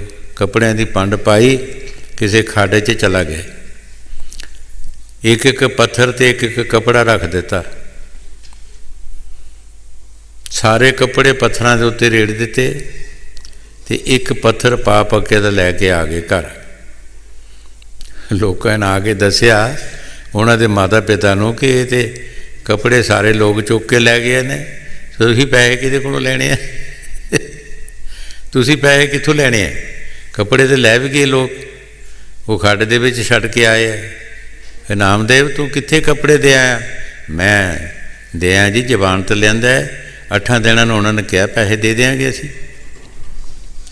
ਤੁਸੀਂ 8 ਦਿਨ ਦੇਖੋ, ਮੈਂ ਜ਼ਮਾਨਤ ਹੀ ਲਿਆਂਦਾ ਹੈਗਾ, ਪਾਪ ਪੱਕੇ ਦਾ ਪੱਥਰ ਲੈ ਕੇ ਚੁੱਕ ਕੇ। ਹੁਣ ਉਹ ਕਹਿਣ ਵੀ ਲੈਣੇ ਕਿਹਦੇ ਕੋਲੋਂ ਨੇ ਪੈਸੇ? ਕੱਪੜੇ ਤਾਂ ਲੋਕੀ ਲੈ ਗਏ ਹੈ ਅਤੇ ਪੈਸੇ ਕਿਹਨੇ ਦੇਣੇ ਹੈ? ਕਹਿੰਦੇ ਜੀ 8 ਦਿਨ ਤੁਸੀਂ ਦੇਖੋ, 8 ਦਿਨਾਂ ਨੂੰ ਅਸੀਂ ਹੁਣ ਬੋਲ ਕੀਤਾ ਮੇਰੇ ਨਾਲ, 8 ਦਿਨ ਦੇ ਪੈਸੇ ਦੇਣਗੇ। 8 ਦਿਨ ਜਲੇ ਹੋਏ, ਉਹ ਪਾਪ ਪੱਕੇ ਦਾ ਪੱਥਰ ਜਿਹੜਾ ਸੋਨੇ ਦਾ ਬਣ ਗਿਆ, ਸੋਨੇ ਦਾ ਬਣ ਗਿਆ। ਅਤੇ ਕਹਿਣ ਲੱਗੇ ਆਪਣੇ ਮਾਤਾ ਪਿਤਾ ਨੂੰ ਕਿ ਇਹਦੇ ਨਾਲੋਂ ਜਿੰਨੇ ਦੇ ਕੱਪੜੇ ਹੈਗੇ ਉਹਨਾਂ ਸੋਨਾ ਕੱਟ ਲਓ ਅਤੇ ਬਾਕੀ ਮੈਂ ਜ਼ਮਾਨਤੀ ਉੱਥੇ ਹੀ ਛੱਡਣ ਜਾਣਾ। ਫਿਰ ਜਿੰਨੇ ਦੇ ਤੁਹਾਡੇ ਕੱਪੜੇ ਇੰਨਾ ਕੱਟ ਲਓ ਇਹਦੇ ਨਾਲ। ਫਕੀਰ ਕੋਈ ਅੰਦਰੋਂ ਤਾਕਤ ਆਉਂਦੀ ਹੈ, ਅੰਦਰੋਂ ਹੋਮਦੇ ਗੁਣਾਂ ਦੇ ਸੈਂਤ ਗੁਥਲੇ ਗੱਲਾਂ ਕਰਦੇ ਨੇ, ਝੱਲਮ ਝੱਲੀਆਂ, ਉਹ ਹਲਬ ਲੱਲੀਆਂ ਗੱਲਾਂ ਕਰਦੇ ਨੇ ਜਿਹੜੀਆਂ ਕਿਸੇ ਦੁਨੀਆਦਾਰ ਨੂੰ ਸਮਝ ਵੀ ਨਹੀਂ ਆਉਂਦੀ, ਮਗਰ ਉਹਨਾਂ ਦੇ ਅੰਦਰ ਉਹ ਨਾਮ ਦੀ ਤਾਕਤ ਹੁੰਦੀ ਹੈ। ਇਹ ਰਿਸ਼ਤੇ ਜਿਹੜੇ ਆ ਗੁਰੂ ਸਾਹਿਬ ਜੀ ਫਰਮਾਉਂਦੇ ਸਭ ਰਿਸ਼ਤੇ ਰਹਿ ਜਾਂਦੇ ਆ, ਕੋਈ ਹੀ ਰਿਸ਼ਤਾ ਜਿਹੜਾ ਹੈ ਉਹੀ ਸਮਝਦਾ ਨਹੀਂ ਤਾਂ ਨਹੀਂ। ਹਾਂਜੀ, ਸਤਿਗੁਰ ਪਿਛੇ ਤਰ ਗਿਆ, ਜਿਉ ਲੋਹਾ ਕਾਠ ਸੰਗੋਇਆ, ਜਨ ਨਾਨਕ ਨਾਮ ਧਿਆਏ ਤੂੰ, ਜਪ ਹਰ ਹਰ ਨਾਮ ਸੁਖ ਹੋਇਆ। ਗੁਰੂ ਸਾਹਿਬ ਜੀ ਬੜੇ ਪਿਆਰ ਦੇ ਨਾਲ ਫਰਮਾ ਰਹੇ ਹੈ ਕਿ ਅਗਰ ਤੂੰ ਸੁਖ ਲੈਣਾ ਹੈ ਤੇ ਭਾਈ ਨਾਮ ਦੇ ਵਿੱਚੋਂ ਮਿਲਣਾ ਹੈ, ਹੋਰ ਕਿਤੇ ਤੈਨੂੰ ਸੁਖ ਨਹੀਂ ਮਿਲ ਸਕਦਾ। ਹੋਰ ਅਸੀਂ ਦੁਨੀਆ ਦੀ ਮਿਸਾਲ ਲਾਓ, ਤੁਸੀਂ ਦੇਖੋ ਦੁਨੀਆ ਦੇ ਵਿੱਚ ਬੜੇ ਬੜੇ ਅਰਬਾਂ ਪਤੇ ਵਿਛੋਕਾਰ ਰਾਜੇ ਮਹਾਰਾਜੇ ਹੋਏ ਔਰ ਦੁਨੀਆਦਾਰ ਬੜੇ ਲੈਣ ਲਾਟ ਅਮੀਰ ਹੋਏ, ਕਿਸੇ ਨੂੰ ਪੁੱਛੋ ਤੁਸੀਂ ਸੁਖ ਹੈ? ਗੁਰੂ ਨਾਨਕ ਦੇਵ ਜੀ ਮਹਾਰਾਜ ਇੱਕ ਸ਼ਹਿਰ ਦੇ ਵਿੱਚੋਂ ਲੰਘੇ ਅਤੇ ਮਰਦਾਨੇ ਨੇ ਕਿਹਾ, ਬਾਹਰ ਜਾ ਕੇ ਡੇਰਾ ਲਾ ਲਿਆ। ਮਰਦਾਨੇ ਨੇ ਕਿਹਾ, ਸੱਚੇ ਪਾਤਸ਼ਾਹ ਇਹ ਲੋਕ ਬੜੇ ਸੁਖੀ ਨੇ ਅਤੇ ਸੰਤਾਂ ਨੂੰ ਪਤਾ ਹੁੰਦਾ ਹੈ ਸਾਡੇ ਸੁੱਖ ਦਾ। ਬਾਹਰ ਜਾ ਕੇ ਡੇਰਾ ਲਾ ਲਿਆ। ਮਰਦਾਨੇ ਨੂੰ ਕਿਹਾ, ਮਰਦਾਨਿਆ ਜਾ ਕੋਈ ਆਪਣੇ ਸੁਖੀਆ ਦੇਖ ਕੇ ਲਿਆ, ਜਿਹਨੂੰ ਤੂੰ ਸੁਖੀਆ ਸਮਝਦਾ ਉਹਨੂੰ ਲਿਆ। ਮਰਦਾਨਾ ਸ਼ਹਿਰ ਵਿੱਚ ਆ ਗਿਆ, ਇੱਕ ਦੁਕਾਨਦਾਰ ਨੂੰ ਦੇਖਿਆ, ਨੌਕਰ ਚਾਕਰ ਕੰਮ ਕਰ ਰਹੇ ਸੀ, ਉਹ ਆਪਣੀ ਗੱਦੀ 'ਤੇ ਬੈਠਿਆ ਸੀ। ਕਹਿਣ ਲੱਗੇ, ਸ਼ਾਹ ਜੀ ਮੇਰੇ ਸਤਿਗੁਰੂ ਤੁਹਾਨੂੰ ਬੁਲਾਉਂਦੇ ਹੈ। ਪੁੱਛਿਆ ਕਿਉਂ ਬੁਲਾਉਂਦੇ ਹੈ? ਕਿ ਮੈਂ ਉਹਨਾਂ ਨੂੰ ਕਿਹਾ ਕਿ ਸ਼ਹਿਰ ਦੇ ਲੋਕ ਬੜੇ ਸੁਖੀਏ ਨੇ ਅਤੇ ਮੈਂ ਤੁਹਾਨੂੰ, ਉਹਨਾਂ ਕਿਹਾ ਜਾਓ ਕੋਈ ਸੁਖੀਆ ਲਿਆ, ਮੈਂ ਤੁਹਾਨੂੰ ਸੁਖੀਆ ਸਮਝਦਾ, ਪਰ ਉਹ ਸਭ ਤੋਂ ਦੁਖੀਆ ਸੀ, ਉਹ ਸਭ ਤੋਂ ਜ਼ਿਆਦਾ ਦੁਖੀਆ ਸੀ। ਚਲਾ ਗਏ, ਗੁਰੂ ਸਾਹਿਬ ਦੇ ਪਾਸ ਜਾ ਕੇ ਬੈਠ ਗਏ। ਪੁੱਛਿਆ ਗੁਰੂ ਸਾਹਿਬ ਨੇ, ਸ਼ਾਹ ਜੀ ਕੀ ਤੁਸੀਂ ਸੁਖੀ ਹੋ? ਕਹਿੰਦਾ ਜੀ ਨਹੀਂ, ਮੇਰੇ ਵਰਗਾ ਸ਼ਾਇਦ ਦੁਨੀਆ 'ਚ ਕੋਈ ਦੁਖੀਆ ਹੋਵੇ ਜਾਂ ਨਾ। ਕਹਿਣ ਲੱਗੇ ਕੀ ਦੁੱਖ ਹੈ ਤੁਹਾਨੂੰ? ਮਰਦਾਨੇ ਦਾ ਭਰਮ ਗਵਾਣਾ ਸੀ। ਮਹਾਰਾਜ ਇੱਕ ਵਾਰ ਮੇਰੀ ਔਰਤ ਜਿਹੜੀ ਹੈ ਉਹ ਬਿਮਾਰ ਹੋ ਗਈ। ਜਦੋਂ ਬਿਮਾਰ ਹੋ ਗਈ ਮੈਂ ਉਹਦੇ ਮੂੰਹ ਵਿੱਚ ਰੋਣ ਲੱਗਾ। ਕਹਿਣ ਲੱਗੀ, ਸ਼ਾਹ ਜੀ ਤੁਹਾਡੇ ਪਾਸ ਮਾਇਆ ਬਹੁਤ ਹੈ, ਤੁਸੀਂ ਹੋਰ ਸ਼ਾਦੀ ਕਰ ਲੈਣੀ ਹੈ। ਮੈਂ ਉਸ ਨੂੰ ਕਿਹਾ ਕਿ ਨਹੀਂ, ਮੈਂ ਸ਼ਾਦੀ ਨਹੀਂ ਕਰਨੀ। ਉਸਨੇ ਕਿਹਾ ਕਿ ਮੈਨੂੰ ਕੀ ਗਰੰਟੀ ਹੈ? ਮਹਾਰਾਜ ਮੈਂ ਉਹਦੇ ਮੂੰਹ ਦੇ ਵਿੱਚ ਆਪਣੀ ਖੁਦਕਸ਼ੀ ਕਰ ਦਿੱਤੀ। ਉਹ ਮੇਰੀ ਔਰਤ ਨੌਜਵਾਨ ਸੀ, ਹੁੰਦੀ ਹੁੰਦੀ ਰਾਜੀ ਹੋ ਗਈ। ਮਹਾਂਪੁਰਖੋ ਹੁਣ ਤੁਰੀ ਫਿਰਦੀ ਹੈ ਮੇਰੇ ਨੌਕਰਾਂ ਚਾਕਰਾਂ ਨਾਲ, ਮੈਨੂੰ ਜ਼ਮੀਨ ਬੇਲ ਨਹੀਂ ਦਿੰਦੀ ਕਿ ਮੈਂ ਕਿਤੇ ਲੁਕ ਜਾਵਾਂ। ਮੈਂ ਇਤਨਾ ਦੁਖੀ ਹਾਂ ਕਿ ਸ਼ਾਇਦ ਇਤਨਾ ਦੁਖੀ ਕੋਈ ਹੋਵੇ ਜਾਂ ਨਾ ਹੋਵੇ। ਮਰਦਾਨੇ ਨੂੰ ਕਿਹਾ, ਮਰਦਾਨਿਆ ਇਹ ਤਾਂ ਤੂੰ ਸੁਖੀਆ ਲਿਆਂਦਾ ਹੈ, ਅਤੇ ਜੇ ਦੁਖੀਆ ਲੈਂਗਾ ਫਿਰ ਉਹਦੇ 'ਚੋਂ ਕੀ ਨਿਕਲੇਗਾ। ਨਾਨਕ ਦੁਖੀਆ ਸਭ ਸੰਸਾਰ, ਸੋ ਸੁਖੀਆ ਜੋ ਨਾਮ ਹੁਦਾਰ। ਮਰਦਾਨਿਆ ਇੱਥੇ ਸੰਸਾਰ ਦੇ ਵਿੱਚ ਕੋਈ ਸੁਖੀਆ ਨਹੀਂ ਜੀ। ਕੌਣ ਸੁਖੀ ਹੈ? ਜੋ ਨਾਮ ਜਪਦਾ ਹੈ। ਜਿਹੜਾ ਨਾਮ ਜਪ ਲਏਗਾ ਉਹ ਕੇ ਸੁਖ ਲੈ ਲਏਗਾ, ਬਾਕੀ ਨਹੀਂ। ਬਾਕੀ ਸੁਖ ਦਾ ਨਾਮੋ ਨਿਸ਼ਾਨ ਹੀ ਨਹੀਂ ਹੈਗਾ। ਕੋਈ ਨਾ ਕੋਈ ਦੁੱਖ ਹਰ ਬੰਦੇ ਨੂੰ ਲੱਗਾ ਹੁੰਦਾ ਹੈਗਾ। ਹਾਂਜੀ। ਜਨ ਨਾਨਕ ਨਾਮ ਧਿਆਏ ਜਪ ਹਰ ਹਰ ਨਾਮ ਸੁਖ ਹੋਇਆ।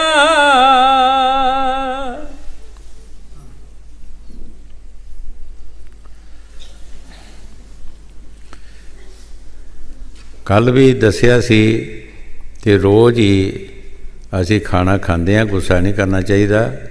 ਜਦੋਂ ਅਸੀਂ ਖਾਣੇ ਤੋਂ ਨਹੀਂ ਅੱਕਦੇ, ਪਰੌਂਠੀਆਂ ਤੋਂ ਨਹੀਂ ਅੱਕਦੇ, ਚਾਹ ਪੀਣ ਤੋਂ ਨਹੀਂ ਅੱਕਦੇ, ਅਤੇ ਗੱਲਬਾਤ ਦਾ ਵੀ ਗੁੱਸਾ ਨਹੀਂ ਕਰਨਾ ਚਾਹੀਦਾ। ਕੱਲ੍ਹ ਵੀ ਦੱਸਿਆ ਸੀ ਕਿ ਆਪਣੇ ਤੋਂ ਬੜੇ ਬਜ਼ੁਰਗਾਂ ਦਾ ਆਦਰ ਮਾਣ ਕਰਨਾ ਸਾਡਾ ਫਰਜ਼ ਹੈ। ਅਸੀਂ ਕਿਸੇ ਨੂੰ ਸੁੱਖ ਦਿਆਂਗੇ, ਅਸੀਂ ਸੁੱਖ ਲੈਣ ਦਾ ਕੋਈ ਨਾ ਕੋਈ ਅਸੀਂ ਆਸ਼ਾ ਰੱਖਾਂਗੇ। ਜੇ ਸੁੱਖ ਨਹੀਂ ਦਿਆਂਗੇ ਤਾਂ ਅਸੀਂ ਸੁੱਖ ਦੀ ਆਸ਼ਾ ਰੱਖਣਾ ਬਹੁਤ ਫਜ਼ੂਲ ਹੈ। ਸਾਨੂੰ ਆਪਣੇ ਤੋਂ ਬੜੇ ਬਜ਼ੁਰਗਾਂ ਦਾ ਆਦਰ ਮਾਣ ਕਰਨਾ ਬਹੁਤ ਜ਼ਰੂਰੀ ਹੈ। ਬਾਕੀ ਜਿਹੜੇ ਨਸ਼ੇ ਪੱਤਿਆਂ ਦਾ ਕੰਮ ਚੱਲਿਆ ਹੈ ਦੁਨੀਆ 'ਤੇ, ਅੱਗੇ ਵੀ ਕਈ ਵਾਰ ਦੱਸਿਆ ਹੈ ਕਿ ਬਹੁਤ ਸਾਰੇ ਲੋਕ ਨੌਜਵਾਨ ਲੜਕੇ ਸਾਡੇ ਦੇਖਦਿਆਂ ਹੀ ਮੌਤ ਦਾ ਸ਼ਿਕਾਰ ਹੋ ਚੁੱਕੇ ਆ ਉਹਨਾਂ ਚੀਜ਼ਾਂ ਦੇ ਨਾਲ। ਕੋਈ ਸ਼ਿਕਾਰ ਹੋਣ ਵਾਲੇ ਹੈ, ਕੁਛ ਉਸ ਲਾਈਨ 'ਚ ਤੁਰਨ ਡਏ। ਇਹਦਾ ਵੀ ਪਰਹੇਜ਼ ਰੱਖਣਾ ਹੈ। ਮਨੁੱਖਾ ਜਨਮ ਬਾਰੰਬਾਰ ਨਹੀਂ ਮਿਲਦਾ, ਇਹ ਮਿਲ ਚੁੱਕਾ ਹੈ। ਪੌੜੀ ਛੁੜਕੀ ਹੱਥ ਨਾ ਆਵੇ, ਆਲਾ ਜਨਮ ਗਵਾਇਆ। ਮਨੁੱਖਾ ਜਨਮ ਸਾਡਾ ਜਿਹੜਾ ਹੈ ਇੱਕ ਵਾਰ ਚਲਾ ਗਿਆ, ਫਿਰ ਮੁੜ ਕੇ ਨਹੀਂ ਸਾਨੂੰ ਮਿਲਣਾ। ਇੱਕ ਸ਼ਾਇਰ ਨੇ ਲਿਖਿਆ, ਜਿਹੜਾ ਸੁਖਨ ਜ਼ਬਾਨ ਤੋਂ ਨਿਕਲ ਗਿਆ ਮੁੜ ਕੇ ਆਉਂਦਾ ਵਿੱਚ ਜ਼ਬਾਨ ਨਹੀਂ। ਜਿਹੜਾ ਤੀਰ ਕਮਾਨ 'ਚੋਂ ਨਿਕਲ ਗਿਆ ਮੁੜ ਕੇ ਆਉਂਦਾ ਵਿੱਚ ਕਮਾਨ ਨਹੀਂ। ਜਿਹੜਾ ਸਾਡੇ ਮੂੰਹ 'ਚੋਂ ਗੱਲ ਨਿਕਲ ਜਾਣੀ ਹੈ, ਬਾਹਰ ਨਿਕਲ ਜਾਣੀ ਹੈ, ਸਾਡੀ ਜ਼ਬਾਨ 'ਚ ਨਹੀਂ ਆ ਸਕਦੀ। ਜਿਹੜਾ ਤੀਰ ਕਮਾਨ 'ਚੋਂ ਨਿਕਲ ਜਾਂਦਾ ਮੁੜ ਕੇ ਉਹ ਤੀਰ ਲੱਭਦਾ ਨਹੀਂ ਹੈ। ਇਸ ਵਾਸਤੇ ਜਿਹੜਾ ਵਕਤ ਸਾਡਾ ਇਹ ਮਨੁੱਖਾ ਜਨਮ ਦਾ ਸਮਾਂ ਹੈ, ਇਹ ਮਨੁੱਖਾ ਜਨਮ ਸਾਡਾ ਐਵੇਂ ਚਲਾ ਜਾਏਗਾ, ਮੁੜ ਕੇ ਸਾਨੂੰ ਮਿਲਣਾ ਬਹੁਤ ਔਖਾ ਹੈ, ਨਹੀਂ ਮਿਲੇਗਾ। ਇਹਦੀ ਸੇਫਟੀ ਵਾਸਤੇ, ਇਹਦੀ ਤੰਦਰੁਸਤੀ ਵਾਸਤੇ, ਇਹਦੇ ਸੁੱਖ ਵਾਸਤੇ ਸਾਨੂੰ ਵਿਚਾਰ ਕਰਨੀ ਚਾਹੀਦੀ ਹੈ ਕਿ ਅਸੀਂ ਕੀ ਖਾਣੇ ਚਾਹੀਦੇ ਹੈ। ਕਿਆ ਸਾਡੇ ਸਰੀਰ ਦੇ ਅੰਦਰ ਜੋ ਮਸ਼ੀਨਰੀ ਬਣਾਈ ਹੈ ਪਰਮਾਤਮਾ ਨੇ, ਇਹ ਤੁਸੀਂ ਬਾਹਰਲੀ ਮਸ਼ੀਨਰੀ ਦਾ ਅੰਦਾਜ਼ਾ ਲਾ ਲਓ। ਤੁਸੀਂ ਕਿਸੇ ਦਰਖਤ ਦੀਆਂ ਜੜ੍ਹਾਂ ਵੱਲ ਧਿਆਨ ਦਿਓ, ਕੁਛ ਮੋਟੀਆਂ ਵੀ ਹੁੰਦੀਆਂ ਅਤੇ ਕੁਛ ਬਰੀਕ ਹੁੰਦੀਆਂ, ਅਤੇ ਕੁਛ ਧਾਗੇ ਵਰਗੀਆਂ ਬਰੀਕ ਹੁੰਦੀਆਂ ਨੇ। ਇਸੇ ਤਰ੍ਹਾਂ ਤੁਸੀਂ ਹੋਰ ਕਿਸੇ ਮਸ਼ੀਨਰੀ ਦਾ ਹਿਸਾਬ ਕਿਤਾਬ ਲਾਓ, ਉਹਦੇ ਵਿੱਚ ਵੀ ਬੜੀਆਂ ਅਤੇ ਛੋਟੀਆਂ ਨਾੜਾਂ ਹੁੰਦੀਆਂ ਨੇ। ਅਤੇ ਇਸੇ ਤਰ੍ਹਾਂ ਸਾਡਾ ਸਰੀਰ ਜਿਹੜਾ ਹੈ, ਇਹਦੇ ਵਿੱਚ ਵੀ ਜਿਹੜੀ ਅੰਦਰ ਮਸ਼ੀਨਰੀ ਹੈ, ਇਹ ਬਹੁਤ ਹੀ ਨਾਜ਼ੁਕ ਹੈਗੀ। ਇਹ ਨਹੀਂ ਸਖਤ ਨਹੀਂ ਕਿ ਅਸੀਂ ਜ਼ਹਿਰੀਲੇ ਖਾਣੇ ਖਾ ਕੇ ਇਹਨੂੰ ਕਾਇਮ ਰੱਖ ਸਕਦੇ ਹਾਂ। ਇਹ ਬਹੁਤ ਨਾਜ਼ੁਕ ਨੇ। ਸਾਨੂੰ ਜੋ ਵੀ ਖਾਣਾ ਚਾਹੀਦਾ ਹੈ, ਪਹਿਲਾਂ ਵਿਚਾਰ ਕਰਨੀ ਚਾਹੀਦੀ ਹੈ ਕਿਆ ਕਿ ਸਾਡੀ ਸਿਹਤ ਦੇ ਮੁਤਾਬਕ ਸਾਨੂੰ ਇਹ ਅੱਛਾ ਰੱਖ ਸਕਦੀ ਹੈ ਜਾਂ ਨਹੀਂ, ਸਾਡੇ ਮਾਫਕ ਹੈਗਾ ਜਾਂ ਨਹੀਂ ਹੈਗਾ। ਕਿਉਂਕਿ ਇਹ ਆਪਣੇ ਆਪ ਦਾ ਆਪੇ ਹੀ ਪ੍ਰਿੰਸੀਪਲ ਹੈ, ਇਹਦਾ ਪੜ੍ਹਾਉਣ ਵਾਲਾ ਕੋਈ ਹੋਰ ਨਹੀਂ ਹੈ। ਪਰਮਾਤਮਾ ਨੇ ਇਸ ਨੂੰ ਸਾਰੀ ਸੂਝ ਬੂਝ ਦਿੱਤੀ ਹੈ। ਪਰਮਾਤਮਾ ਨੇ ਸਾਰੀ ਸਾਇੰਸ ਇਸ ਨੂੰ ਬਖਸ਼ੀ ਹੈ, ਬਾਕੀ ਕਿਸੇ ਜੂਨ ਨੂੰ ਨਹੀਂ ਹੈਗੀ। ਇਹ ਘਾਟੇ ਵਾਧੇ 'ਚ ਸੋਚ ਸਕਦਾ ਹੈਗਾ। ਅਸੀਂ ਇਹਦੇ ਬਾਰੇ ਵੀ ਸੋਚਣਾ ਹੈ ਕਿ ਅਸੀਂ ਆਪਣੇ ਸਰੀਰ ਨੂੰ ਕਾਇਮ ਰੱਖਣਾ ਹੈ ਅਤੇ ਕਿਸ ਤਰੀਕੇ ਨਾਲ ਰੱਖ ਸਕਦੇ ਹਾਂ, ਕਿਸ ਖਾਣਿਆਂ ਦੇ ਨਾਲ ਰੱਖ ਸਕਦੇ ਹਾਂ।